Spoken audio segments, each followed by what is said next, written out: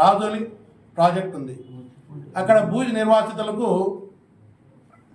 Compensation ఇవ్వాలి. Rajoli project కింద ముంపుకి ఏవైతే గురి కాబోతున్నాయో భూములన్నీ కూడా మునకకైతున్నాయో వాటికి పోయిన గవర్నమెంట్ ఇవ్వలేకపోయినా అవార్డు పాస్ చేసినాం, మా గవర్నమెంట్లు ఇవ్వాలని ప్రయత్నం చేసినా జగన్మోహన్ రెడ్డి గారు కూడా ఇస్తామని చెప్పి ఇవ్వలేకపోవడం జరిగింది.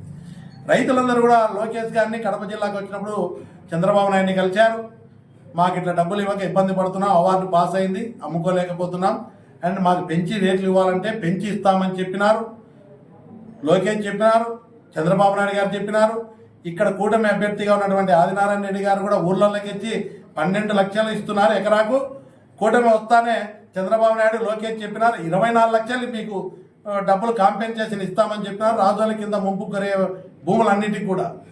కాబట్టి నేను డిమాండ్ చేస్తా ఉన్నా 24 లక్షల రూపాయలు రాజోల ప్రాజెక్టు కింద ముంపు గురైనటువంటి రైతులకు వెంటనే చెల్లించాలా, మీరు ఇచ్చిన మాట నిలబెట్టుకోవాలని చెప్పి ఇప్పటి వరకు కూడా దాన్ని ఊసేత్తట్లేదు. దాల్మియా ఫ్యాక్టరీ కింద ఏదైతే ఆదినారాయణ రెడ్డి ఎమ్మెల్యేగా ఉన్న గతంలో ఉన్నప్పుడు అదేవిధంగా ఎన్నికల ముందు కానీ రైతులకు ఆయన కూడా గ్రామాలకు పోయి చెప్పినాడు, అయ్యా మీ పొలాలు మునుగుతున్నాయి, నష్టం జరుగుతుంది, తప్పకుండా మీ పరిష్కారం చేస్తానని గత 15-20 ఏళ్ళ నుంచి ఆయన చెప్పుకుంటూనే వస్తున్నాడు, 5 ఏళ్ళ నుంచి. కానీ దాన్ని ఊసేలేదు.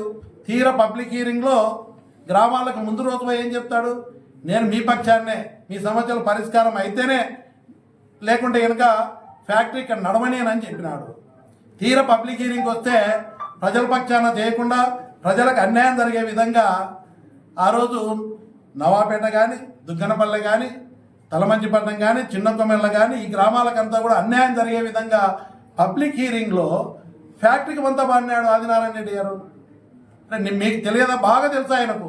అయ్యా ఇక్కడ పంట పొలాలు మునుగుతున్నాయని తెలుసు, నీటి వల్ల వరద ప్రవాహానికి అడ్డంగా ఫ్యాక్టరీ కట్టడం వల్ల మునుగుతున్నాయని ఆయన ఒప్పుకొని నేను నెరవేరుస్తానని 100 సార్లు చెప్పింటాడు ఆ గ్రామాల్లో.